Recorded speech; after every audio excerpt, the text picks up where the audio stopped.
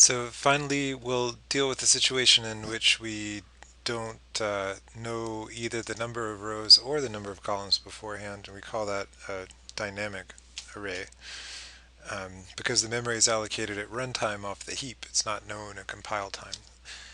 And so here's the program. This is not relevant up here. Kind of already written it. So a dynamic array is a pointer to a pointer. And the way you should think of that is it's an array of arrays.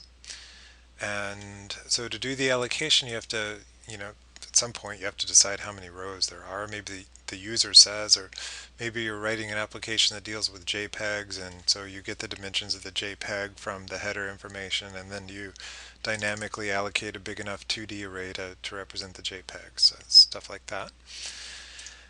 And so notice here that there's no subscript. This is just the identifier itself. I need to allocate enough memory for actually I made a mistake here, but it worked anyway. I need to make enough space for num rows pointers, right? Num rows int pointers. And that's because each row is going to be an int pointer, which is itself going to represent an array.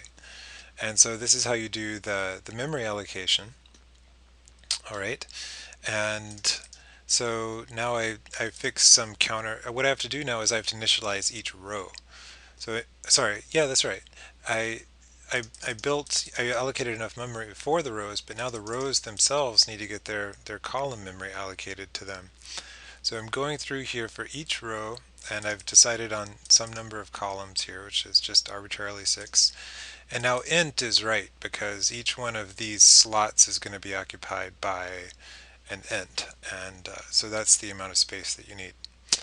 And just to check things out, I'm printing it, and I have refurbished this print function that we kind of halfway did in some of the previous videos. So it takes a 2D array. Of course, this is the syntax.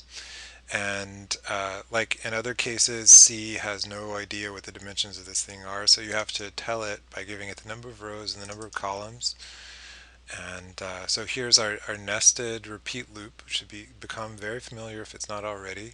So I goes through the rows, J goes through the columns, and you just print out each entry. And because there's some garbage in here, I gave 10 spaces for each, so you can still kind of see the row column structure. You can just check here that there are 3, 4, 5 columns, and of course there are 6 rows. And run it again. Yeah, so got different junk there. Um, so the only, and go on and use it for whatever purpose that you want, representing a picture or a matrix. If you're doing some kind of graphic stuff, you might want a transformation matrix represented as a dynamic 2D array. Who knows?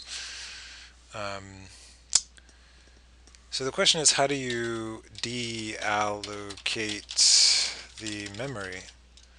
So you have to do that. These things use a lot of memory, and you've allocated it, so you have to give it back unless you want a memory leak, which is something that we've talked about in one of the previous videos. And so what can you do? Well, let's do it sort of the opposite of what we just did. First, let's free every row. And so for I is less than num rows, we will free that row, and this will deallocate the row memory. And now you still have to free the thing itself, and so then you just use the identifier with no subscript or anything, and that gives it all back. And now all the memory is deallocated at the end. Sweet. So it's such a short video, but I don't know, it's like pretty deep, pretty useful.